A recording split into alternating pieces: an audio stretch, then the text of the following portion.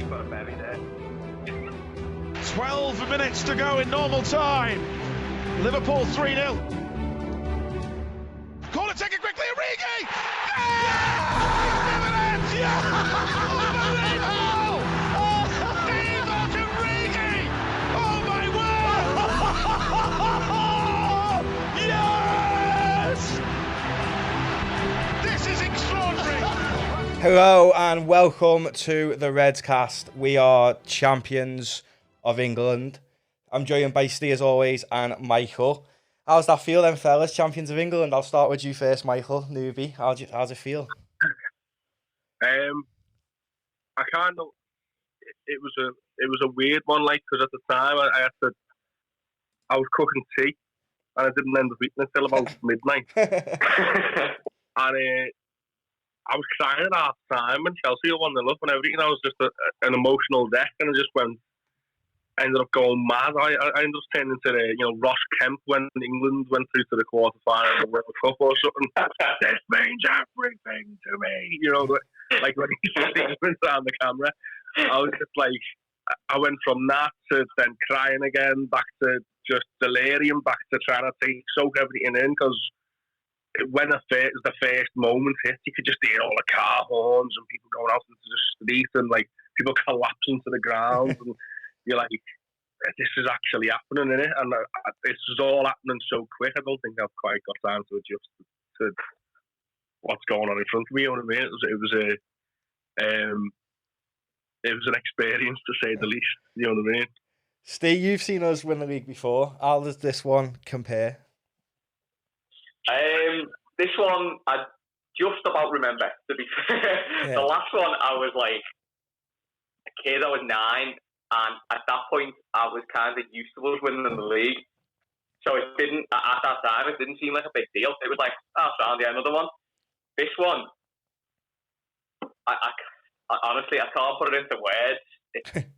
Like, I got more emotional the next day. Hangover might have had something to do with that, to be fair. But yeah, I have me mate round watching the match, and he was giving it. I'm not bothered. I'm not bothered about this game. I want to win it when we play. Blah blah blah. As soon as Chelsea went ahead, he looked at me, and there was tears in his eyes, and he went, "I am bothered. I want it. I want it now."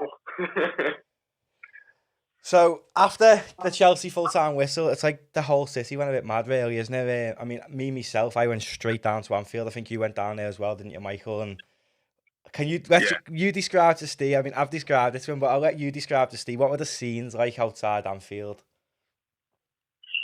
It was a crazy one for me, because I couldn't take it in. I wasn't there for very long. I didn't even have any webs on. I just couldn't. Because my bird, she's not that into it, but she understood the weight of what had just happened, and she could see it in my eyes and in my voice when I was on the phone and that. And so, my nan told me, our Steve's gone down to Anfield, all these lads, and I was like, I really want to go now. She could just see it in my eyes, and she's like, come on, then let's go. And I just ran out the door. I was like, no webs on. I was just flag on one shoulder there, screaming out the window. And we sat at these lights, and everyone was going mental with the horns.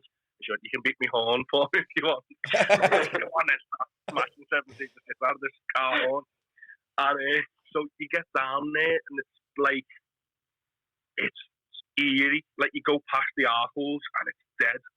And the park's dead. But there's like these parties going on the second floor, where people have clearly gone mental who live there, man. You're like, and just lads in crates who've just clearly just been wearing normal clothes. Because I kind of agreed with, was it your mate who said that he kind of wanted to win it while we were watching Liverpool?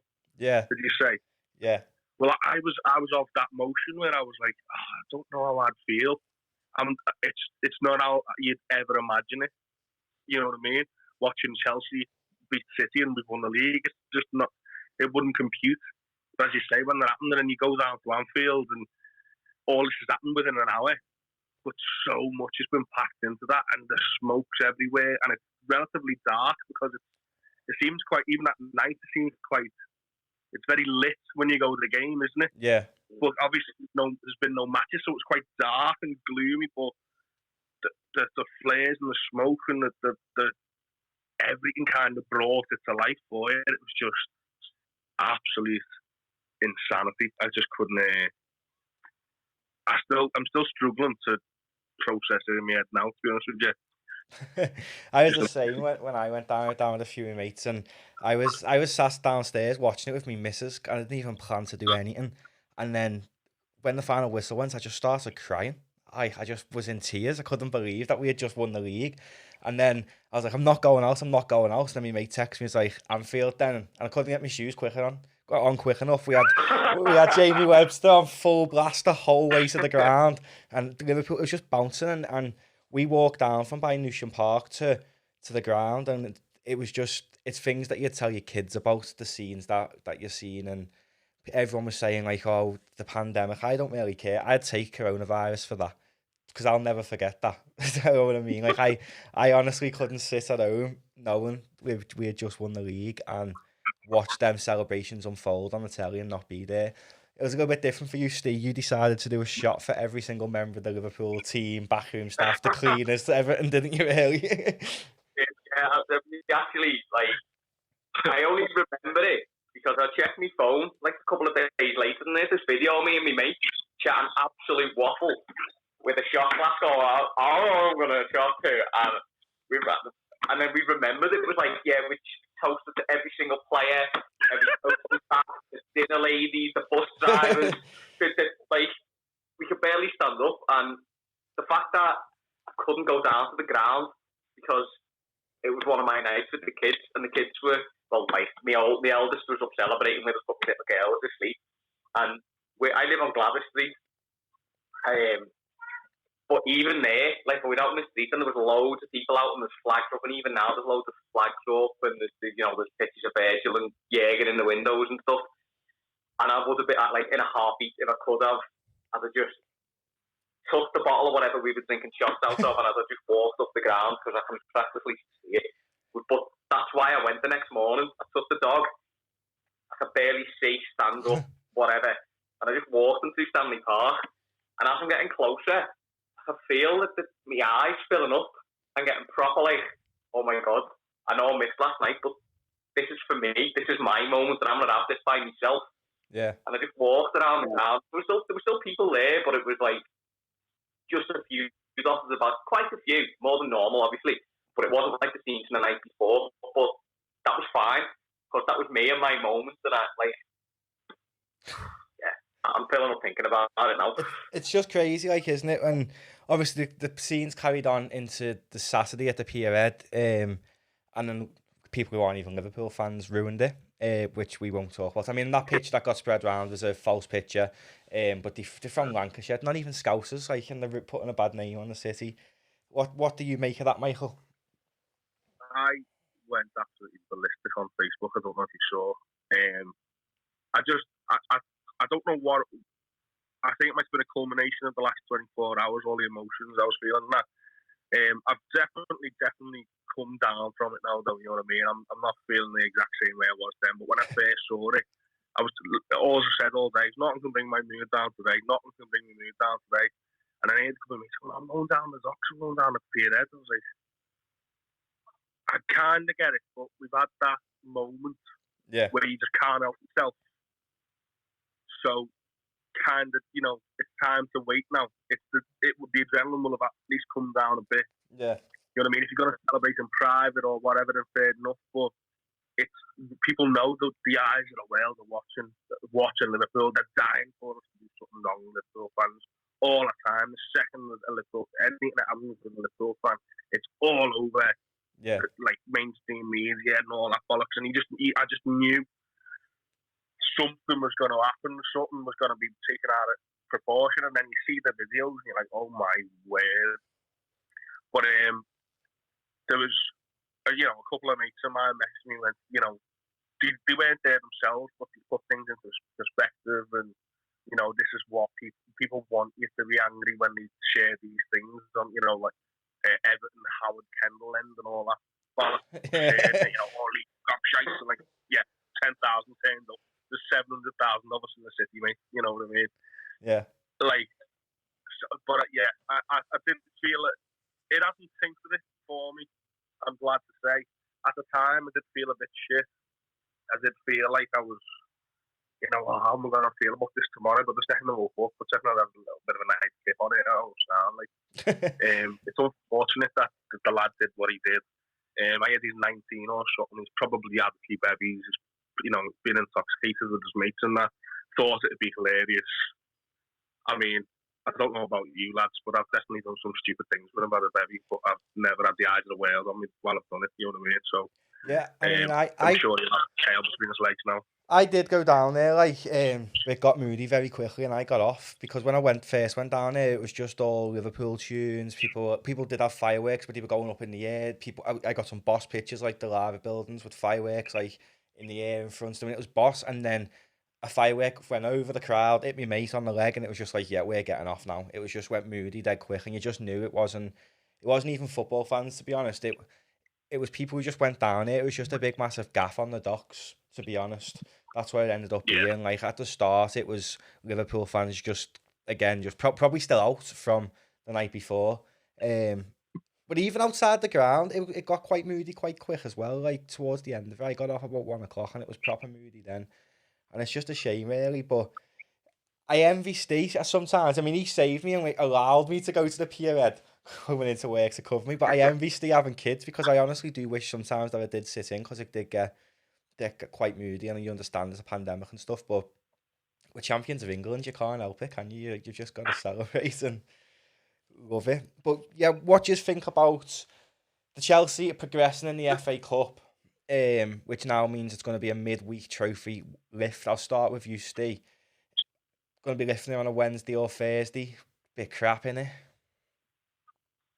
Not ask, mate. Just give it to Jordan. Let him do his little tippy toe thing and crack on. I don't care what day it's on. I said the same about when we win it. I think in the last podcast. Not bothered. Just get it done. Give him the trophy. That'll do me. I don't care what day it's on. What about you, Michael? You bothered? It kind of suits me down to the ground, to be honest with you, because I work in a bar and I go back to work this Saturday. So that's my, so if we lift the trophy on a Wednesday and it's the last home game of the season, like, we're having, a little barbecue or whatever. I'm like, well, that's me sorted, because my busiest nights of the year are Friday, Saturday, Sunday. The amount of big games I've missed over the last couple of years and that, because of that, you know what I mean? Yeah. But yeah, it's every day kind of blends into one of them anyway, doesn't it? The world's a bit mad, so it doesn't really bother me that it's midweek. If we had won against Palace, it wouldn't have bothered me that it was midweek.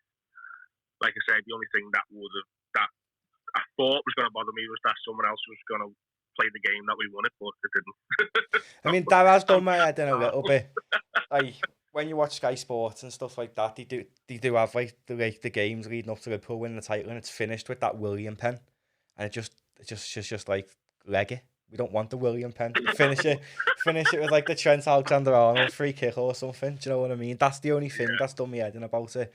But yeah, next game's City. It's quite fitting, isn't it, to play Manchester City the game after we win the league, and they've got to give us a guard of honour. Michael, do you reckon they'll play the first team against us, City? Do you think Pep's got in us to let them clap our players onto the pitch, or do you reckon it'll be a weakened side just for that reason? I think it's going to be full-on blood and thunder from both managers, because neither of them are going to want to lose space now. This is we've got 7 games left now, isn't it? Yeah. So this isn't for me. This isn't the end of the season. This is pre-season for next year. Like, we won't have a proper pre-season. We won't be able to do the American tour or any of the warm weather training that he likes to do with the lads. This is pre-season now. It's like them International Champions Cup games where you play like a massive team instead of playing Helsinki FK or whatever. Beat them 17 now. That's what people say. But yeah, so this is, I think they've got too much respect for each other to go and field weakened sides. You know what I mean? I think I do respect Guardiola. I know he's a bit of a cry-ass at times, like, but He'd go down in my estimation if he did feel the weakness side, because I feel like City fans are baying for blood. I love it when they bay for blood because we just pump up then as well, and it's gonna be mad. Everyone baying for blood on the couch. But you know what I mean? Kill him, Robbo, kill him, and you. So yeah, like I think they're both gonna go full steam ahead. Absolutely. What about you, Steve? Did you hear the comments that Danny Murphy made? I thought that he used to play for Liverpool, yeah, and it's just like what the ones about Jordan Henderson. Yeah, he's come out and apologised, and he said, you know, he didn't mean it like that or whatever. But to say any Liverpool player is not fit to lace Kevin De Bruyne's boots is not something that will come out of my mouth. I know. It's just, I seen it and was just like, he used to play for Liverpool, and it's like, you'd think he was a City legend, wouldn't you? It's just ridiculous. And I've seen that spoken about a few times. There's been a few podcasts, the Kickoff podcast was stating like that about Kevin De Bruyne for PFA Player of the Year over Henderson. And it's just like, if Kevin De Bruyne, he is world class, but if he had the same effect as Jordan Henderson, City wouldn't have lost 8 games this season, and Liverpool have only lost 1. So it's just a little bit stupid, really, isn't it? Kevin De Bruyne is heavy, but he'll go when City get kicked out of Europe. So would you? I would assume so. I couldn't see him staying. Player of that quality. I can't imagine him staying with no European football. But it depends on the man. He might have different ideas. But, well, they've just lost Sané to Bayern Munich, haven't they? So 32 when the band runs out or something. Yeah. 32, 33, and that's coming towards your twilight of your career, then, aren't you? Yeah. So that's the ultimate prize. You know, forget the Premier League. I know we can't forget it right now because we just seen it. But like, to the mainland Europeans, you know, Belgians, Germans, the Spanish, even in South America, all over the world, they go, forget the English league. It's like La Liga or Bundesliga or whatever. You want the European Cup. And he'll have grown up wanting that European Cup. So I could see him leaving. I don't know what his contract situation is like, but to go on to the comments from Danny Murphy saying they can't lace his boots. What was he doing at Anfield in November then?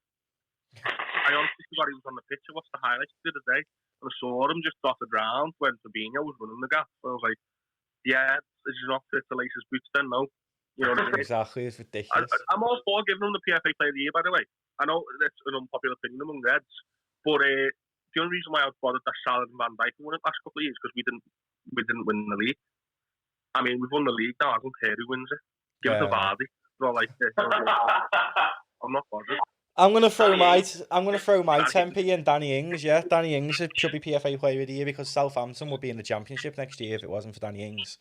He has been unbelievable there. Did you see them tweeters as well, where someone tweeted them saying about like, can we have Danny Ings off you, or can we have him back? And the Southampton replied back saying, I think you've had enough off us. Just completely shut us down. I mean, they can have Lovren back if they want. You can have him for a first class post. Yeah, Lovren, Lallana and Klein can all do one back there. But moving on to the... It's like giving them Danny Ings back after taking Van Dijk and Mari off them. It's like you make giving you the grand and you take them off for a Wetherspoon, Street for a tenner. You know what I mean? It's like, you know, well, there's about 6 busies outside my house today that are playing tonight. I'm not sure, to be honest. I'm not sure. Might be. I think they might be because we're away tomorrow, so maybe. Right then. But yeah, they were coming for me. Moving on. On. You said the 6 busy thing. I've seen loads of memes, you know, where like people replace the Everton badge with like the Merseyside police badge and stuff like that. So I thought it was really well fun. I forgot you lived on the street, to be honest with you. Moving on. This guy could do stand up, you know what I mean? Like that was really well carved out. I was proper pulled in there. We're banging through the door in a minute. Move on to tomorrow's game then. We'll start again back with you, Michael. players getting medals. You need 5 games. Curtis Jones on 1, Harvey Elliott's on 1 now. Neco Williams is on 1 as well. Can you see any of them getting a run out tomorrow to get some medals, or do you think the end of the season? Yeah, I think I can see them getting minutes, towards the end of the season. Like, if you look at Williams, got his first appearance against Aston Villa the other day, didn't he? Yeah. And I'm sure Jones's first was like Bournemouth a while back, and both just say Aston Villa. Yeah, Palace won it. Palace. It's because we got Villa at home next. That's what I was leading me on to the next point anyway. But Jones got his first minutes against Bournemouth, and they're both very similar situations, with 3-4 nil up, not long left to go. And if we do go and treat Villa with the same, kind of style we did with Palace last week and trounced them, I can see them getting minutes. I can see them rolling on a Harvey Elliott or Nico Williams and right back. I can see him even possibly because as I say, I think of this as like a pre-season. I think he might start thinking with where players are on the pitch. Yeah. You might start putting Minamino in the middle and seeing if he can replicate what Bobby does with the energy. And, he's a skillful lad. And he's a few years younger, so he's got that extra leg on him. And seeing if, with Milner age, and see if he can start maybe looking at Trent in midfield or something, because he did it against Stoke a couple of years ago. He put Trent there and Gomez right back, something like that. We drew 0-0. It was just before like the Champions League semi-final or something. But I can see him possibly, because they are not against City, but against Villa or Brighton away or something like that, possibly tinkering with the side like that. But I'm sure the ruling is the players who've got 5 appearances have to get a medal. Yeah. But they can choose to give it to players who don't. So he might give it to like Kurt or Nico or Harvey anyway, because they played such a role in like the cup games, and I'm sure they've had like the odd Champions League minute here or there and stuff like that. So just like 40 odd medals to give out. I'm sure they'll get their awards, and if he doesn't give it a medal to them, it'll only be for the right reasons anyway. It'll be hunger. If we go and get your medal next year, then lad, go and play 15 games next year. Go and put yourself ahead of, go and put yourself ahead of Naby Keita. You know what I mean? Go and put yourself ahead of the box. I know the class, the brilliant players and that, but go and put yourself in them situations where I have to pick you. You think the club would maybe make something or give them something for the players who don't get a medal? Do you think they'd have some sort of souvenir, replica medal, token gesture type thing, or? No, I think the club can actually request more medals off the Premier League and pay for them if they wanted. So people like Lonergan and that probably will get a medal, because I can't see Lonergan get a minute, but he's been such a key person in the backing of the team. So I think the club can request extra medals from the Premier League. I think they get so many per appearances and they can buy more or whatever. There'll definitely be a way for them to get. There's enough money in Liverpool Football Club to get the players who they want medals. But touching on your points about Alexander-Arnold going into midfield, Neco Williams looks like he's going to be. He's not. It's hard because he's not as good as Trent, but he looks like he's one of them players who you don't ever want to sell because he's that good. So it's worth Trent moving into midfield so Nico can play, because he's that good as well. You'd hate to see him go to one of your rivals because he's not going to get first team minutes behind Trent. So, but then who does Trent dislodge from midfield? Well, Henderson's. I'm not saying dislodge now, but like as an option, if Henderson does need to come off in the next couple of years, bring Williams on for half an hour and right back and put Trent into the midfield role. It's a very similar system, and if they can build up that rapport, and if they manage to find a way to get Trent on that right side of the field ahead of Fabinho, and then put Nico Williams on that right back slot he's talking, that right hand side sorted for the next 5, 6, 7 years, aren't it? Really? Yeah. With Henderson's age, I think it is sensible to start looking at will Trent fill them boots in maybe 3 years' time, and Henderson's 32, 33. He's just turned 30 or something, hasn't he? But yeah, Henderson. I think his birthday was not long ago. So, it's absolutely no disrespect to what Henderson has done, because we're all in love with him at the minute, and I've always been a staunch supporter of him. I remember having full-on arguments with my mates when they go, get back, like the captain's armband. I was like, what are you talking about? He's been here 5 minutes. Like, it was February 2018. Wasn't you, was it, Matty? Might have been, I used to absolutely hate Jordan Henderson. I didn't used to like him. But I've been the first to say that the boy's turned his career around. He really has. I think since he's won the Champions League, he's just become a different player. And I think in his head, it's just that pressure's being lifted off him in terms of winning something at Liverpool. And now, not only has he lifted what Gerrard did, he's went one better and done the Premier League. Now, that's not saying he's a better captain than Steven Gerrard, and he never ever will be a better captain than Steven Gerrard. But he's spoken about in that breath now, and I think that taking that pressure away from Henderson by winning things has just turned him into a world beater. And if you ask me, he should get PFA Player of the Year. But I completely agree with what you say, Michael, in the sense that if he needs to come off or Genie or whatever, throw Nico on, give him a go, because when he come on the other day, he looked really sharp. Like, you wouldn't tell he's a kid playing in the academy. It's just an extra option, isn't it, as well? Yeah. More players that can play in different positions. It's just better for the squad. What about Thiago then? I'll start with you, Steve. Linked with Thiago from Bayern Munich. Another midfield player, which I don't really understand, but then when you see that it's going to be like 25 million, it's like, you're going to get Thiago for 25 million, you can't turn that down. But then, do we really need him? Because how's he going to fit into the team? We've got that many midfielders, and Kaiser's looking sharp again. Minamino's obviously going to play in Bobby's role, but you got like Diox, you got Kaiser, you got Genie, you got Henderson, you got Milner, who are all natural central midfield players. Why do we need to get Thiago as well? I think he's froze there. You see this? He's a classy player. It would suggest that there would be people going out the door. For me, I mean, don't get me wrong, I think it's brilliant, because from what I've seen, what little I've seen of him, he's been brilliant. I don't want him to go to a rival. Just don't know. Tottenham or United or whoever, I'd much rather have him at Liverpool. On the other hand, that does depend on who we're losing, because it would appear that we've got too many midfielders at the minute if we keep all of them. What about you, Michael? Can you see any logic in the Thiago move?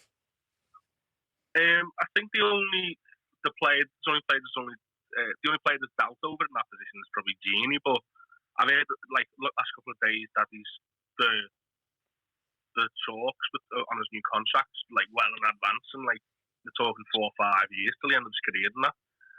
So I think, I don't know, I think it might just be something or not. I'm not sure. It doesn't make sense for me.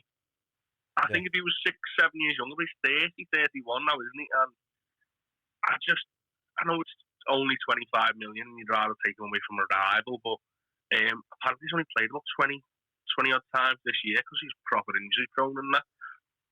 And Bayern Munich aren't the most energetic side. They're very, they run down the wings a lot with Coleman and Gnabry and stuff like that. The midfield's very robust and just gets the job done. It's very technical, Goretzka and Kimmich is class and that.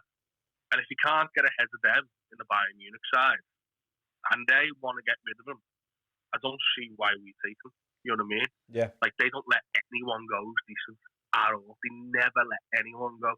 So, the fact that, when Schweinsteiger went to United, he was just a donkey, really. He couldn't do anything. They couldn't even tie his own boots, never mind lace someone else's. So, Thiago's around that age when Schweinsteiger left. I don't feel it. You know what I mean? If he was a 22-year-old kid who was struggling for time at Bayern Munich or struggling for minutes out in Germany or playing for Barca or whatever, when he was, I'd have snapped him up for that price. But I think I think that boat sailed for him. The ship sailed for him. I'm not he seems like a good player, but I just don't think he's got that. I don't think he's got it in him to come into a club side and fight for the place at his age. I think he's better going to Qatar or somewhere and go and break into because you know what I mean. Especially when we've got Marco Grujic, who he's been at here for Berlin this year. I don't know if any of you have seen him in Germany. He is world class, to be honest. I just don't see the logic in selling a 22-year-old kid who's got so much potential to bring somebody in who's at the end of their career.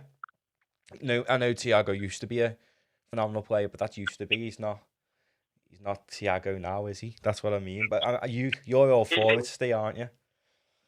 Yeah, I mean, I'm just wondering, is it someone at EA Sports just messing with us, throwing a Liverpool badge and a Thiago card and just watching us all go nuts talking about it? Is that what happened, was it? Was it like the... No, That's what I apparently seen. Someone sent me it.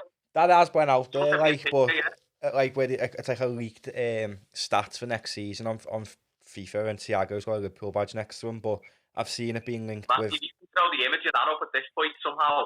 Yeah, I'll get it up. It is a bit mad, like, but then Bobby's still in the same rating as he was last year, so I can see every Liverpool player getting an increase on FIFA. So it's how true that actually is. But it did actually get linked by there's a journalist on Twitter who's like a massive on Bayern Munich, gets everything right, predicted Sané like 2 years ago, and he's the one who said that Thiago wants to come to Liverpool. He's asked Jurgen to bring him, and I just don't see the point. I'd rather spend the extra money and get Coutinho back. Probably a proper controversial opinion, but I'd take Coutinho back over him any day of the week. And because Coutinho's young and you know what he can do with Thiago, like Michael said, how do we know he's going to be good in the Prem? Because Schweinsteiger looked good at Bayern Munich and then he left, and then like he was absolutely awful at United. So you're spending £25 million on a 29, 30-year-old? That's completely against FSG's policy, isn't it, Steve? Policy.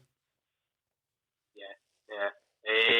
So it does go against the FSG mould or whatever they've been doing. They buy young, develop them, maybe get them for a profit. But at the end of the day, it doesn't matter what we think, what Jurgen thinks. So, and if he sees something in him, I'll 100%, I'll back whatever Jurgen thinks, and I'll go with it because what a job he's doing, by the way. Oh yeah, I properly agree with you on that one. I just don't feel like Jurgen would see that. I could be wrong, you know what I mean? Like, we've signed players in the past that gone, really, that fella, like, when we signed Ox, I was sceptical, you know what I mean? I was like, well, will he do much? He got, again, another lad who got injured a lot, and, you know, he's turned a corner, and he's, like, proper knocking on that door. I reckon he'll be one next season to proper knock on the door of Henderson and go, hey, look, you know, yeah, I want your spot inside me, you know what I mean? I don't care if you're the captain and that. You know, they're both English lads. They both know the score. They both know the score with the fans and that.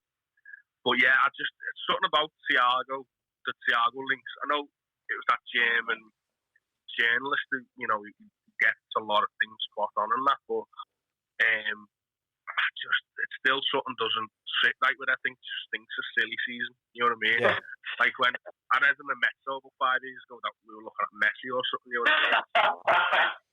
It's just things in one of them. Like, if it wasn't July now, like it'd be like an early June one. That, you know what I mean, before the transfer window opens. But obviously they're opening a bit late, but it just close a bit late. I don't know if he obviously if he falls on the red chair and that he comes, then I'll obviously, you know, get behind the lad and that. I just don't see it happening. Yeah. So moving on to tomorrow's game then. Start with you, Steve. What's your team prediction? What do you reckon we'll go with tomorrow? Well, it's going to be Trent, Van Dijk, Gomez, Robertson, Gini, Henderson, Fabinho, Salah, Mane, Firmino is the strongest. Well, That's how he's going to start.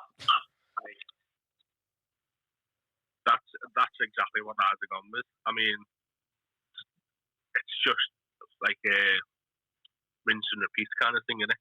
If we're ever going to change someone out from a catering or Knox, it'll be against Villa on Sunday. I think there'll be a lot of changes there, but as you say, just go there with your strongest side and just do the business. I think personally the Ox is going to play instead of Gini just because the Ox does special things against Manchester City, doesn't he? And I just, give me one step, sorry, but I just think that because of what the Ox has done previously in Man City against them, why would you not play him? Do you know what I mean? I don't know if it's a good shout that way. I never thought of it that way, to be honest with you. There's talking point though, isn't it? Like it's a possibility to put him in there. He just loves that right side. Yeah, I don't know, maybe cutting in from the left on that little hand side, and then, you know, getting involved on Mane's side and stuff. I wouldn't be disappointed if I saw it. I wouldn't be disappointed if the midfield was Henderson, Keita, Ox, if he wanted to do that. Yeah. You know what I mean? Because Henderson will run the engine room, you know what I mean? And the other two, like, they've got Otamendi at the back of the team. If they're lucky. Yeah. You know what I mean? Like, is it Otamendi and Laporte or something like that? Or yeah, because Fernandinho. Well, I've seen Laporte being. I've seen Laporte being rumoured to be injured, but you don't know if Pep's just playing mind games. He said he was going to rest players against Chelsea and threw his strongest lineup out there, didn't he? So, but I know Fernandinho is definitely banned. So Otamendi will play, and usually I think Otamendi is the Man City version of Dejan Lovren, really, isn't he? I think it's worse. Worse. It's bold. So on your target for sure. Yeah, definitely. So do you reckon then, moving on from that onto the Aston Villa game, do you reckon he'd be bold in a sense of starting Elliott, Jones and Nico all together? Because Villa beat us in the cup, obviously, when it was all our kids, but I think if you throw just the kids give them a good go, to be fair, so I think if you threw all of our first team in with just a few of the kids, would you accept that, or? I don't think he will. I wouldn't say throw in all three. Maybe start one of them, bring the other two on, but I can't imagine him starting all three. I think for him it's too big a risk, and that's not his style. Do you think he's going for the 100-point record? Do you think he wants to beat them records, or do you think he doesn't really care? He'll say he's not, but he is. Yeah. Well, do you think he? Yeah. Can you see him giving the kids minutes though towards the end of the season? And what about Shaq? Shaq was quite vocal about what he's won. He had a bit of a spat with a journalist on Twitter. And what's up with Shaq? I mean, I know he was injured for the start of the season while he was getting his ear transplant in Turkey by the looks of it. But where's he been since then? Like, do you know what I mean? Like, Shaq's just completely gone. Can you see us changing anything for the end of the season, Mike? Or can you just see us sticking strong and just, like I said, paying for extra medals for the other lads? It'll be strong, but it'll be like a rotated strong, I think. You know, if you're going to make changes against Villa, you say, I think Harvey Elliott's probably the most likely to come in. Yeah. Because Salah isn't long back off an injury. He had his first start against Palace last week. So, start him against, and if he gets 90 minutes against City, I could see Harvey Elliott coming in there with Bobby and Marnie because they're more fresh and they've had the full project restart training 2 weeks and that. So if he's ever going to do that, it'll be with him. But if they're going to rotate anyone, it'll be bringing Keita in or getting Lallana as last start or bringing in the Ox and that. I don't see a lot of minutes for Curtis Jones from the start. I think he comes off the bench a lot. Yeah. And I agree with it. I completely agree with Steve as well, saying he's defo going for that. There's no way he doesn't want 107 points. There's no way he doesn't. Because imagine he goes, say we draw against City and we're going to get 105 points. Who's beating that in a month of Sundays, mate? No one's beating that. And I've heard Manx, I'm going to go on a bit of a rant here, sorry boys. But I've heard Manx the last couple of years, know that, what's his name, Boovy, that fella from Bristol, Man City fan. Oh my God. Like, you'll sit there and you go, but we've averaged 99 points over the last 2 years. Well, yeah, we've averaged, if we go and get that, 101 over the last 2 years, what's up on them? You know what I mean? I want to be able to say that though, you know what I mean? We've had so much shit off these fans of the last couple of years, and then he called us unbearable. Yeah, go and get 107. Go and do it. Forget the kids. The kids will be all right the next couple of years. Give them time. I don't care. Completely change the tune. Just want to touch on Aston Villa. His main rivals is Birmingham. Links recently is that Steven Gerrard is going to be leaving Rangers to go to Birmingham. Now, we all know he's going to be the Liverpool manager in a few years. Start with you, Steve. Do you think it's a good move for him to come into English football before he makes that move to the Reds? Yeah, absolutely. So it's all well and good going to Rangers and managing in a Farmers League. He can't even win the league in a Farmers League. He's got to come to. He's got to. I would say it'd be better for him to try and get a Prem team. Because again, even going to the Championship or whatever, is the Championship Birmingham, is it? Yeah, I think they're coming up. Or even in the Championship, it's probably on par with just the Scottish Prem, maybe. So it'd be a good first step for him. But I would say even before he thinks about taking the Liverpool job, he's either got to come in and do well at another Prem team, or he's got to basically join the boot room staff at Anfield and work his way up.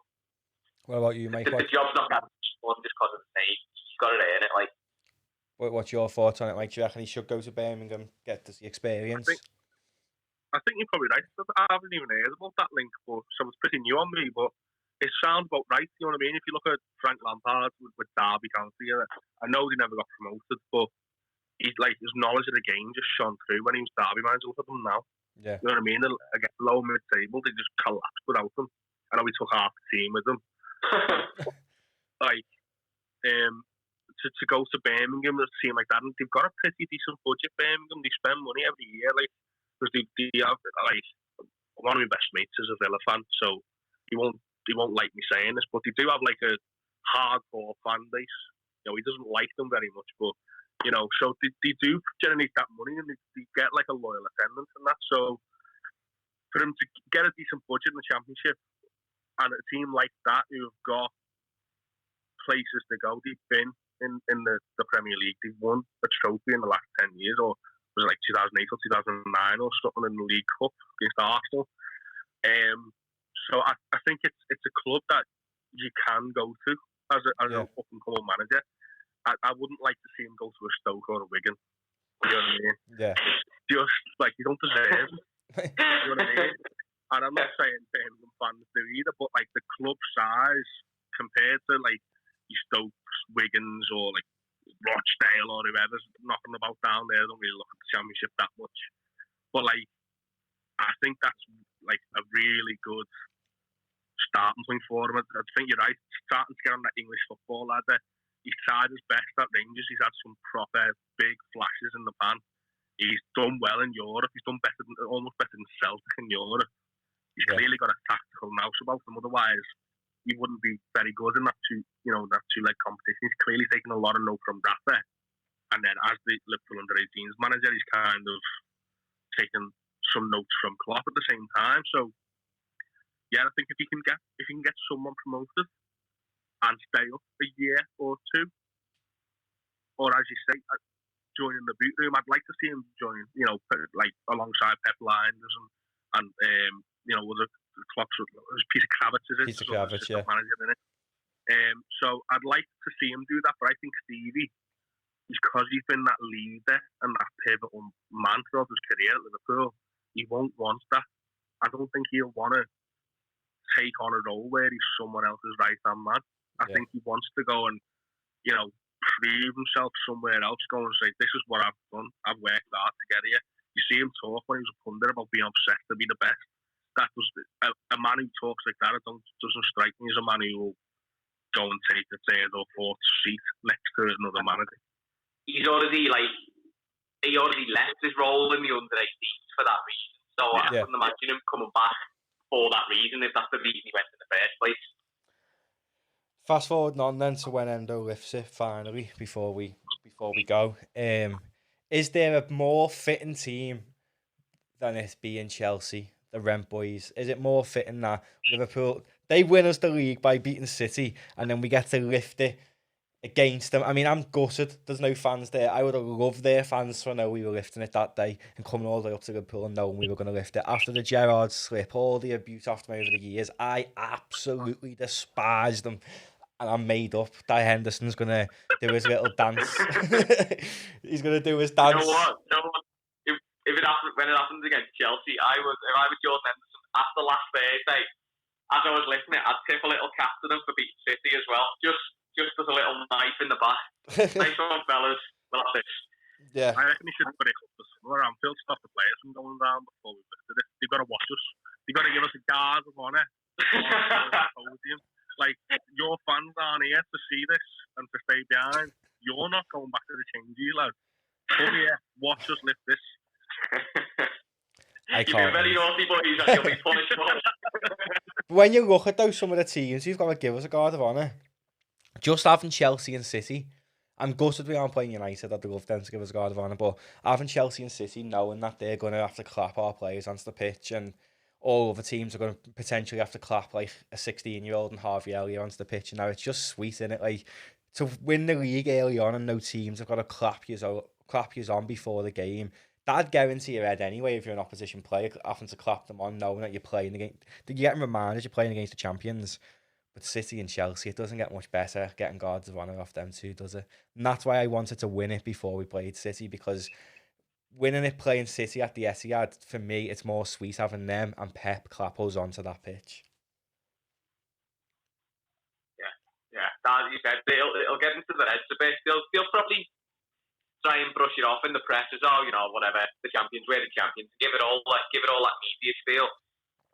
But when they're stood there clapping, they're going to be clapping and smiling through gritted teeth at the cameras because they're going to hate every single second of it, and they're going to start the match with that in their heads. Yeah, and that's already 1-0 to us for me. Definitely. What about you, Mike? I completely agree on that. I think it won't really affect Brighton or Villa or anyone like that, because if you're going to play late on against Liverpool or City in the league, you're probably going to half expect to give them a guard of honour at some point. And no disrespect to them clubs, by the way, but no one was touting them for being up there. But for Chelsea, who people forget last season they had a really, really good run. Like at one point they were top with us and City behind them, but it was only by a point. But it was 10, 15 games, and it wasn't like a flash in the pan first 5 games or whatever. For a while, they were going to the 3 and they just fell off. And this year, like I say about Lampard, I think he's a class manager, and I think they are ones to watch next year, and I think it'll only rile them up for next year as well. So it'll be boss seeing it, but I don't agree with the 1-0 thing. I don't agree with the 1-0 us. I think it's more. It could go work against us. It could just have them come flying. No Anfield crowd to dampen them. You just got to rely on the Higgins boys to do the business, like, as I say, and they haven't given me any reason to think they're not going to. That is the one game this year that we need. Like, now, out of all the games, the only game we need to win is that Chelsea game in my eyes. Like, we can't get beat in that game and then lift the trophy after. I know lifting the trophy won't even massively get beat, but it'd do Henderson's head in, wouldn't it? It'd do the players' heads in if they got beat on that last home game of the season. And I just hope that they actually take the mick a little bit and like walk around the ground like they're doing a lap of honour with the cup and now, it's empty stands just to take the mick a bit. Sit in the cup. Yeah. It'll be boss, but yeah, end the pod. Nice one both for coming on. Liverpool, champions of Europe, champions of England, champions of the world. One last time, how does it feel, gents? Champions of little old England. It might be small, but it's amazing, isn't it? Nice to be on the pod. Nice to see you again, Matty. Nice to meet you, Steve. Nice one, fellas. See you in a bit. Nice one to Ste and Mike there for joining us on today's podcast. Champions of England. It's something that I never ever thought that I'd be able to say, to be honest with you. And I remember, like I said in the podcast, when the final whistle went, and I just looked up. I've got a big "You'll Never Walk Alone" thing framed in my living room, and it's got my granddad's scarf draped over it. And he told me, like before he passed away, like, we'll win the league one day, son. And I never thought I'd ever see it when we had like Hodgson now as manager. So I just wanted to add this little last bit in at the end, just to be like, wow, like Liverpool are Premier League champions. We need to just milk it. We need to take it all in. We need to enjoy it for the next 365 days. That we won't even be champions for that long, will we? Because the season will be normal next year. But however many days it may be, months, weeks, whatever, just take it in. Make sure you tell everyone you walk past in the street, Liverpool are Premier League champions, milk it. I am made up. I think everyone is. And what a time to be a Red. In the past 2 years, we've won all the biggest cups there is to win. So, yeah. Up the Reds. If you are watching on YouTube, do make sure you hit that subscribe button and the notification bell to be notified every single time we upload. If you're a new listener, And please leave a like, rating on the video and comments. Also, like I've always said, if you do want to get involved on the podcast, you can get involved on the Skype calls like we had with Mike and Ste today. Just drop me a line on YouTube or send us a message on Facebook or Twitter or Instagram and we will arrange it. Up the Reds. Nice one for watching.